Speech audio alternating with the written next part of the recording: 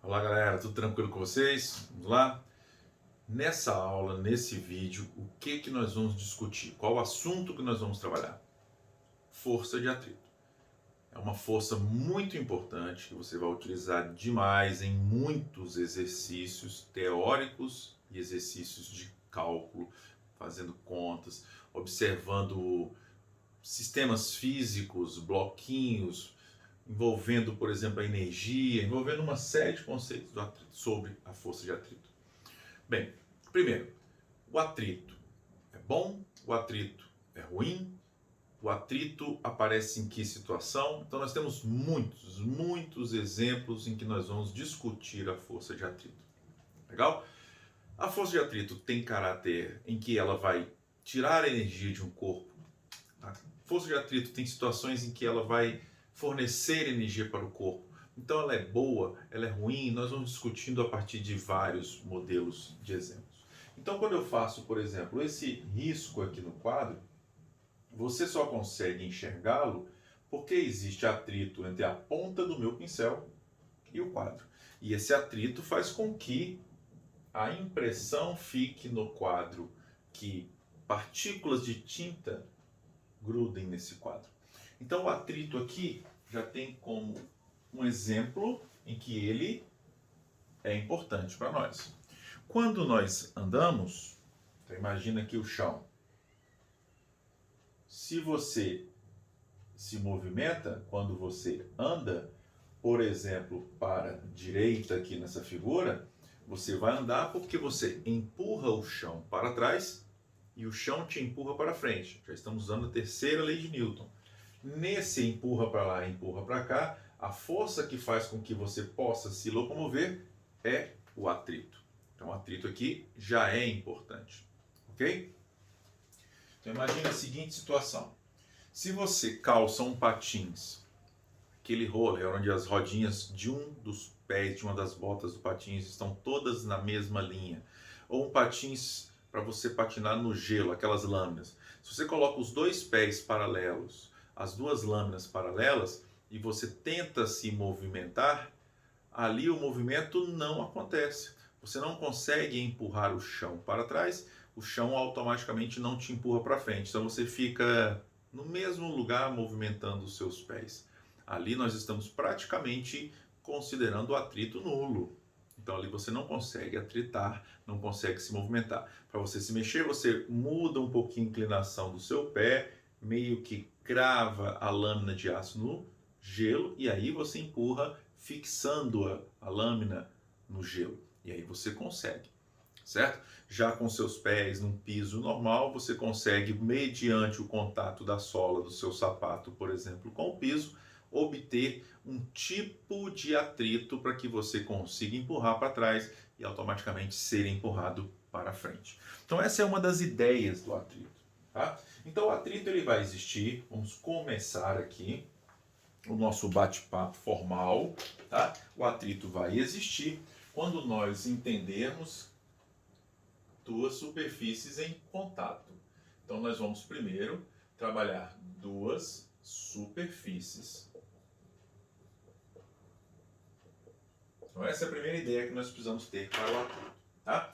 Então quando eu pego as minhas mãos, coloco uma em contato com a outra, esfrego uma na outra, eu tenho até, se eu quiser, né, uma sensação térmica. Esfrego, esfrego, esfrego, eu percebo que as minhas mãos esquentam. Fazemos isso muito, né, na época do frio.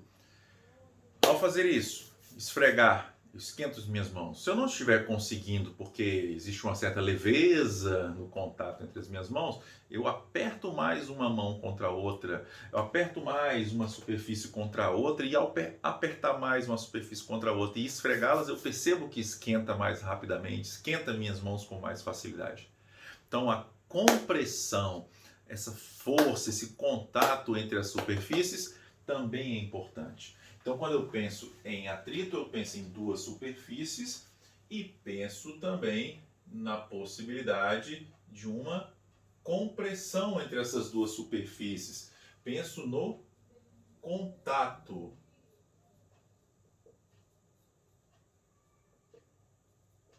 entre as superfícies. Então, o que que é isso aqui? O que que é isso aqui? Como que isso aqui vai me influenciar? Vai influenciar no cálculo do atrito. Então, vamos pensar num outro modelo de exemplo. Vamos lá. Então, aqui eu tenho, por exemplo, essa caixinha vermelha em cima de uma tampa de uma outra caixa e essa tampa coberta por um tecido, por um pano, ok? Eu vou segurar o pano aqui para ele não escorregar, tá? Aqui agora eu vou empurrar essa caixa vermelha e ao empurrar essa caixa vermelha eu vou movimentá-la, mas eu vou ter que aplicar uma determinada força para fazer com que o movimento comece. Eu vou tirá-lo do equilíbrio. Então, o equilíbrio aqui estático, eu vou aplicar uma força, vou trabalhar a primeira lei de Newton, vou tirá-lo da inércia, vou movimentar e a partir daí o movimento pode ser com velocidade constante ou não.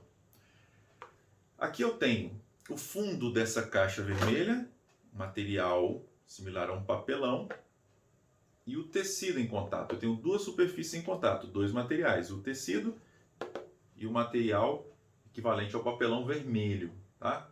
A caixa, o fundo da caixa. E aqui eu estou empurrando e tem uma certa facilidade. Legal.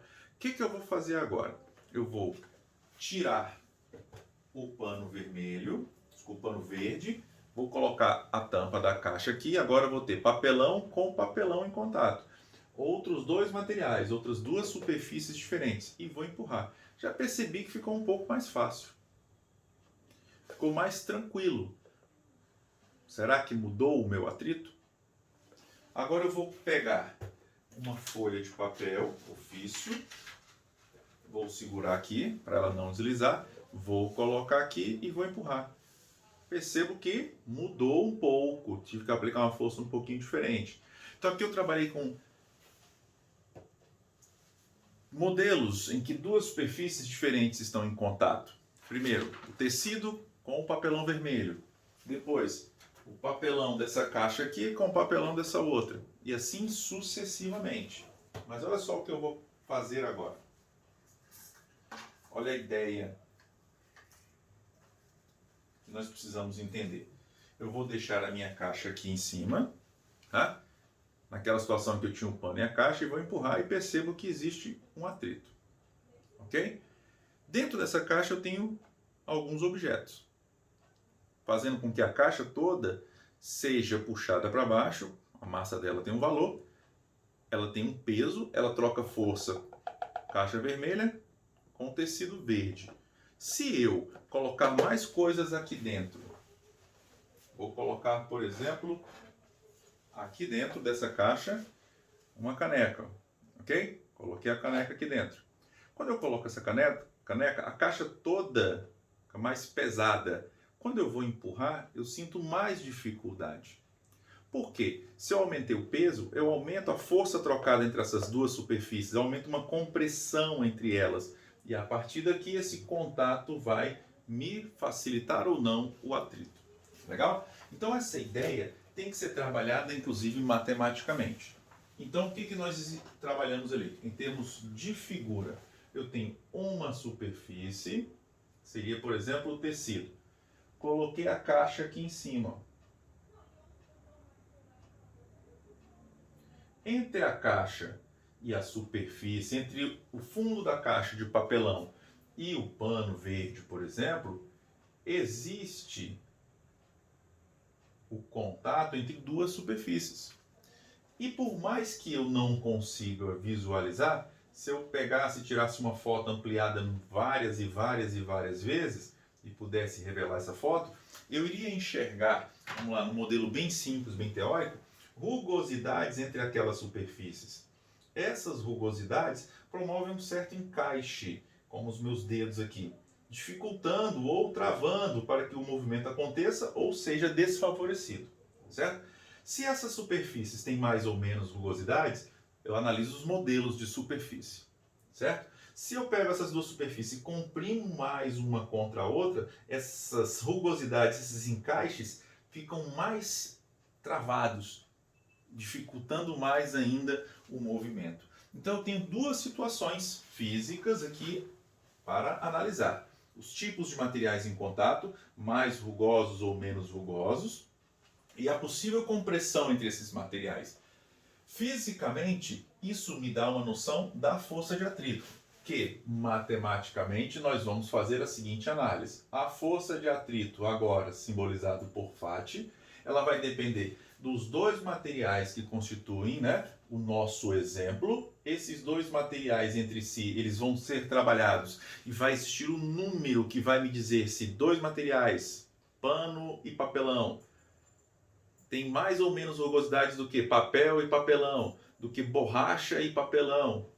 Isso vai ser um numeral que nós vamos chamar de coeficiente. E o contato entre as superfícies é por conta da força trocada entre elas.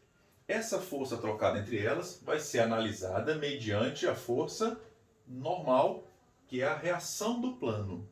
Tá? Então a nossa força de atrito ela vai ser definida por esses dois elementos. Ó.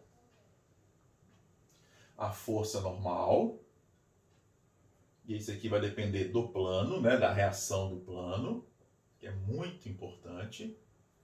E nós vamos ter modelos e modelos para trabalharmos isso. E o coeficiente de atrito.